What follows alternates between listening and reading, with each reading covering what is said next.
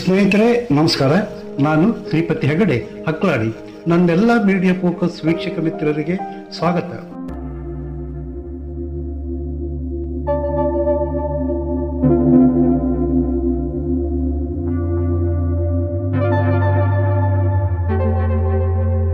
ಬಿಹಾರದ ಚುನಾವಣೆ ಅಭೂತ ಗೆಲುವಿನ ನಂತರ ನಡೆದ ಸಭೆಯಲ್ಲಿ PM ಮೋದಿ ಗೆಲುವಿನ ಓಟ ಬಂಗಾಳದ ಕಡೆಗೆ ಅಂದಿದ್ದರು. ಈಗ 2 ಹಂತದ ಮತದಾನ ನಡೆದು ಯಾರಿಗಿಟ್ಟು ಎನ್ನುವ ಮತದಾರರ ತೀರ್ಮಾನ EVMನಲ್ಲಿ ಭದ್ರವಾಗಿ ಕೂತಿದೆ. ಆದರೆ ಚುನಾವಣೆ ಸಮೀಕ್ಷೆ ಬಂಗಾಳದಲ್ಲಿ BJPಗೆ ಅಧಿಕಾರ ಅಂತಿದೆ. ಹಾಗಾದರೆ ಮಮತಾ ಬೇಗಂ ಅಧಿಕಾರ ಕಳ್ಕೋತಾರ? ಪಶ್ಚಿಮ ಬಂಗಾಳದಲ್ಲಿ ಕಮಲ ಅರಳುತ್ತಾ?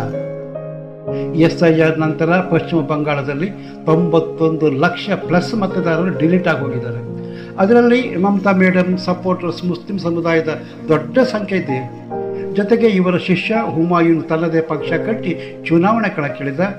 OWC ಸ್ಪರ್ಧೆ ಮಮತಾ ಬ್ಯಾನರ್ಜಿ ವೋಟ್ ಬ್ಯಾಂಕಿಗೆ ಕನ್ನ ಕೊರೆದೇ ಇರುತ್ತಾ? ಹುಮಾಯೂನ್ ಹಾಗೂ OWC ದೊಡ್ಡ ಮಟ್ಟದಲ್ಲಿ ಸಮುದಾಯದ ವೋಟ್ ಸೆಳೆದರೆ ಮಮತಾ ಮನೆಗೆ ಹೋಗೋದಂತೂ ಗ್ಯಾರಂಟಿ.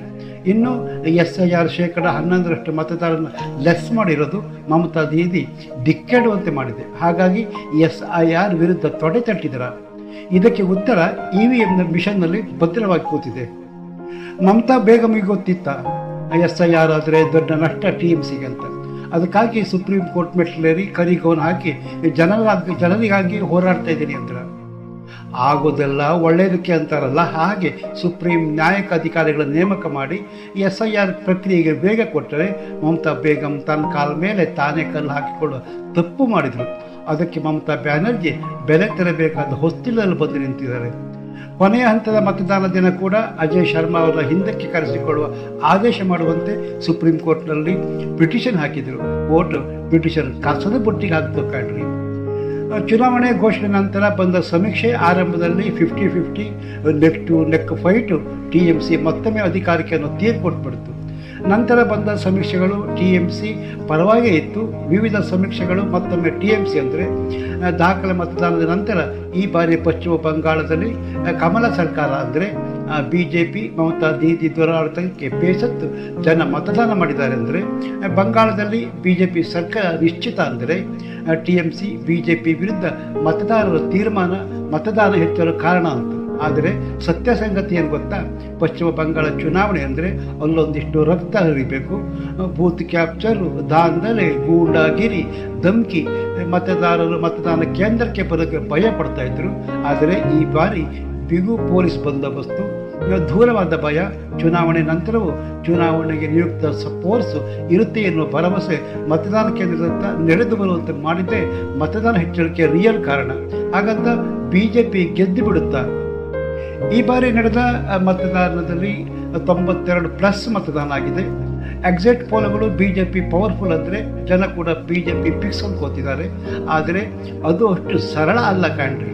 ಪಶ್ಚಿಮ ಬಂಗಾಳದಲ್ಲಿ ಒಟ್ಟು 294 ವಿಧಾನಸಭಾ ಕ್ಷೇತ್ರ, ಅಧಿಕಾರಕ್ಕೆ ಬೇಕು 148 ಸೀಟು. ದಕ್ಷಿಣ ಬಂಗಾಳ ಉತ್ತರ ಬಂಗಾಳ 2 ಭಾಗ. ಉತ್ತರ ಬಂಗಾಳ ಹಿಂದೂ ಮೆಜಾರಿಟಿ. ಬಾಂಗ್ಲಾ ಗಡಿ ಭಾಗದಲ್ಲಿರುವ ದಕ್ಷಿಣ ಬಂಗಾಳ ಸಾಬರೇ ತುಂಬಿದ್ದಾರೆ ಕಾಣ್ರಿ. 2ನೇ ಹಂತದಲ್ಲಿ ಒಟ್ಟು 142 ಕ್ಷೇತ್ರಗಳಿಗೆ ಮತದಾನ ನಡೀತಲ್ಲ, ಸಂಪೂರ್ಣ ಮುಸ್ಲಿಂ ಮೆಜಾರಿಟಿ. ಕಳೆದ ಬಾರಿ TMC 142ಕ್ಕೆ 115 ಸೀಟ್ ಗೆದ್ದಿತ್ತು. ಮುರ್ಷಿದಾಬಾದ್, ಮಾಲ್ದಾ, ದೀನಜ್ಪುರ, ದಕ್ಷಿಣ 24 ಪರಗಣ ಹಾಗೂ ಬೀರ್ಪುರ, ಮಿನಿ ಬಾಂಗ್ಲಾದೇಶ 5 ಜಿಲ್ಲೆಯಲ್ಲಿ 89 ಸೀಟು. ಕಳೆದ ಬಾರಿ 89ರಲ್ಲಿ TMC 85 ಸೀಟ್ ಬಾಚಿಕೊಂಡಿತ್ತು. TMC ದಕ್ಷಿಣ ಬಾಂಗ್ಲಾದಲ್ಲಿ 142ರಲ್ಲಿ 120 ಸೀಟು. ಉತ್ತರದ 152 ಸೀಟುಗಳಲ್ಲಿ ಮಮತಾ ದೀದಿಗೆ ಬೇಕಿರೋದು ಜಸ್ಟ್ 30-40 ಸೀಟು ಮಾತ್ರ. ಮೊದಲ ಮತದಾನ ನಡೀತಲ್ಲ 152 ಕ್ಷೇತ್ರ. ಉತ್ತರ ಬಂಗಾಳದ ಹಿಂದೂ ಬಾಹುಳ್ಯ ಕ್ಷೇತ್ರ. ಕಳೆದ ಸಲ ಇಲ್ಲಿ TMC ಬರೋಬ್ಬರಿ 177 ಸೀಟ್ ಗೆದ್ದಿತ್ತು. ಹಿಂದೂ ಮೆಜಾರಿಟಿ ಇದ್ದರೂ ಕಳೆದ ಬಾರಿ BJPಗೆ ಸಿಕ್ಕಿದ್ದು ಕೇವಲ 63. ಕಳೆದ ಸಲ ಇಡೀ ರಾಜ್ಯದಲ್ಲಿ BJPಗೆ ದಕ್ಕಿದ ಸ್ಥಾನ 77. BJP ಗೆಲುವಿಗೆ ಹಿಂದೂ ಬಾಹುಳ್ಯದ ಉತ್ತರ ಬಂಗಾಳದ ಮತಕ್ಷೇತ್ರಗಳಲ್ಲಿ ಹಿಂದೂಗಳ ಮತ ಸಂಪೂರ್ಣ BJPಗೆ ಬೀಳಬೇಕು. ಅದಾಗುತ್ತಾ? ಪಶ್ಚಿಮ ಬಂಗಾಳದಲ್ಲಿ ಬಾಂಗ್ಲಾದೇಶ ವಲಸಿಗ ಹಿಂದೂ ಮತುವಾ ಜನಾಂಗದ ಮತ ನಿರ್ಣಾಯಕ ನಾಡಿಯಾ, ಕೃಷ್ಣಾನಗರ, ರಾಜ್ಘಾಟ್, ಬಾಗ್ಲಾ ಸೇರಿದಂತೆ ಸುಮಾರು 50+ ಮುಸ್ಲಿಮರ ಕ್ಷೇತ್ರ. ಇಲ್ಲೆಲ್ಲ ಮತುವಾ ಮುಖಂಡರೆಲ್ಲ TMC ಲೀಡರ್ ಆಗಿರೋ ಕಾರಣ ಕಳೆದ ಸಲ ಮತುವಾಗಳು ಕೂಡ ಸಂಪೂರ್ಣ BJPಯ ಕೈ ಹಿಡಿಯದ ಕಾರಣ ಹಲವಾರು ಕ್ಷೇತ್ರಗಳಲ್ಲಿ ತುಂಬ ಕಡಿಮೆ ಅಂತರದಲ್ಲಿ BJPಗೆ ಸೋಲಾಗಿತ್ತು. ಈ ಬಾರಿ ಅವರೆಲ್ಲ ಗಟ್ಟಿಯಾಗಿ ಮೋದಿ ಕಡೆ ನಿಂತರ. ಪಶ್ಚಿಮ ಬಂಗಾಳದಲ್ಲಿ ನಡೆಯುವ ನಿರಂತರ ಅತ್ಯಾಚಾರ, ಲೈಂಗಿಕ ದೌರ್ಜನ್ಯ ಮಹಿಳೆಯರು ಕುದಿಯುವಂತೆ ಮಾಡಿದ್ದಂತೂ ಸುಳ್ಳಲ್ಲ. ಮಹಿಳೆಯರು ಸಾಲದಾಗಿ ಎಲ್ಲಾದರೂ BJP ಬೆಂಬಲಿಸಿರಿ, ಹಾಗೇನಾದರೂ ಆದರೆ BJPಗೆ ಬಂಪರ್ ಗಾಂಡ್ರಿ. SIR ಚುನಾವಣಾ ಆಯೋಗದ ಬಿಗು ಕ್ರಮ, ಯಥೇಚ್ಛ ಉಚಿತ ಭಾಗ್ಯಗಳು ಒಟ್ಟಾಗಿ ಮತಗಳಾಗಿ ಪರಿವರ್ತನೆ ಆದರೆ ಬಂಗಾಳದಲ್ಲಿ BJP ಸರ್ಕಾರ ಫಿಕ್ಸು. ಯಾವುದಾದ್ರೂ ಒಂದು ಕೊಯ್ ಕೊಟ್ಟರು ಬಂಗಾಳದಲ್ಲಿ ಮಮತಾ ದೀದಿದೆ ಹವಾ ಶುರು ಆಗುತ್ತೆ. ಹೇಗಾದರೂ ಬಂಗಾಳ ವಶಕ್ಕೆ ಪಡೆಯಲು ಕಮಲ ಪಡೆ ಹಠಕ್ಕೆ ನಿಂತಿದೆ. ದೀದಿ ಕೋಟು ಕಟಕಟೆ ಅಂತಿದ್ದರೆ RSS ಗುಪ್ತಗಾಮಿನಿಂದ ಕೆಲಸ ಮಾಡಿದ್ದು.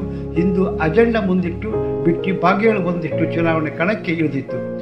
ಬಾಂಗ್ಲಾ ಹಿಂಸೆ, ಮಮತಾ ದೀದಿ ತುಷ್ಟೀಕರಣ, ಓಲೈಕೆ ಹಿಂದೂಗಳ ಸಂಘಟಿತರಾಗುವಂತೆ ಮಾಡಿದ್ದು. ಅದನ್ನೇ BJP ಹೈಜಾಕ್ ಮಾಡಿದೆ.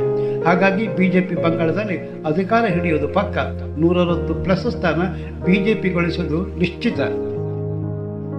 ಪಶ್ಚಿಮ ಬಂಗಾಳದಲ್ಲಿ ಈ ಬಾರಿ BJP ಗೆದ್ದರೆ ಅದು ಐತಿಹಾಸಿಕ ಗೆಲುವು. ಆದರೆ ಪಶ್ಚಿಮ ಬಂಗಾಳದಲ್ಲಿ ಮಮತಾ ಬ್ಯಾನರ್ಜಿ ನೇತೃತ್ವದ TMC ಸೋಲಿಸುವುದು ಅಷ್ಟು ಸುಲಭ ಸಾಧ್ಯವಲ್ಲ. ಆದರೆ ಈ ಬಾರಿ ಇಲ್ಲಿ ಮತಗಟ್ಟೆ ಪರಿಷ್ಕರಣೆ, CRPF ಬಿಗಿ ಭದ್ರತೆ ನಡುವೆ ನಡೆದ ಚುನಾವಣೆ, ಮಮತಾ ಆಡಳಿತದಲ್ಲಿ ಹಿಂದೂಗಳ ಮೇಲೆ ನಡೆದ ಹಿಂಸಾಚಾರ ಫಲಿತಾಂಶದ ಮೇಲೆ ಪರಿಣಾಮ ಬೀರುವುದು ಎನ್ನಲಾಗುತ್ತೆ. ಇಲ್ಲಿ BJP ಮತ್ತು TMC ನಡುವೆ ನೇರ ಹಣಾಹಣಿ. ಕಾಂಗ್ರೆಸ್ ಸ್ಪರ್ಧೆಯಲ್ಲಿದ್ದರೂ ಏಕಾಂಗಿ ಕಂಡ್ರಿ.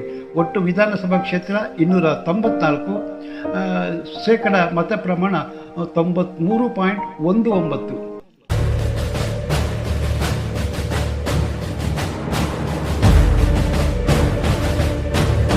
ಇನ್ನು ಅಸ್ಸಾಂನಲ್ಲಿ ಹೇಮಂತ್ ಬಿಸ್ವಾದ್ಯ ಹವ. ಆಡಳಿತಾರೂಢ BJP ಮತ್ತೆ ಅಧಿಕಾರಕ್ಕೆ ಇರುವ ಎಲ್ಲ ಸಾಧ್ಯತೆ ಇದೆ. CM ಹೇಮಂತ್ ಬಿಸ್ವ ಶರ್ಮಾ ವರ್ಚಸ್ಸು BJP ಕೈ ಹಿಡಿಯೋದಂತೂ ನಿಶ್ಚಿತ. ಸಮೀಕ್ಷೆಗಳು ಕೂಡ ಶರ್ಮಾ ಪರವಾಗಿದೆ. ಜೊತೆಗೆ ಅಲ್ಪಸಂಖ್ಯಾತರ ಮತಗಳು ಸ್ವಲ್ಪ ಪ್ರಮಾಣದಲ್ಲಿ AIUDFಗೆ ಪಾಲಾಗುವ ಸಾಧ್ಯತೆ ಇದೆ.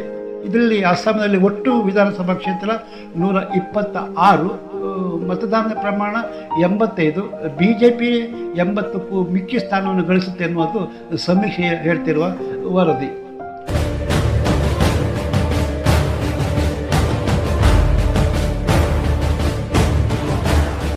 ದೇವರನಾಡು ಕೇರಳದಲ್ಲಿ ಈ ಬಾರಿ ಆಡಳಿತಾರೂಢ LDF ವಿಪಕ್ಷ UDF ಜೊತೆಗೆ ಹಲವು ಕ್ಷೇತ್ರಗಳಲ್ಲಿ BJP ಕೂಡ ಟಫ್ ಫೈಟ್ ಹಿಡಿದೆ.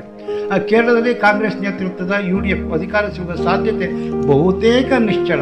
ಕಳೆದ ಲೋಕಸಭಾ ಚುನಾವಣೆಯಲ್ಲಿ LDF ಭಾರಿ ಹಿನ್ನಡೆ. ಕೇರಳದಿಂದ UDF ಹೆಚ್ಚು ಸ್ಥಾನ ಗೆದ್ದುಕೊಂಡಿತ್ತು. ಇನ್ನೊಂದೆಡೆ ತಿರುವನಂತಪುರಂ ಮತ್ತು ಕಾಸರಗೋಡಿನಲ್ಲಿ ಒಂದು ಕ್ಷೇತ್ರ BJP ಪಾಲಾಗಬಹುದು ಎಂಬ ನಿರೀಕ್ಷೆ ಸಹಿತ ಇದೆ.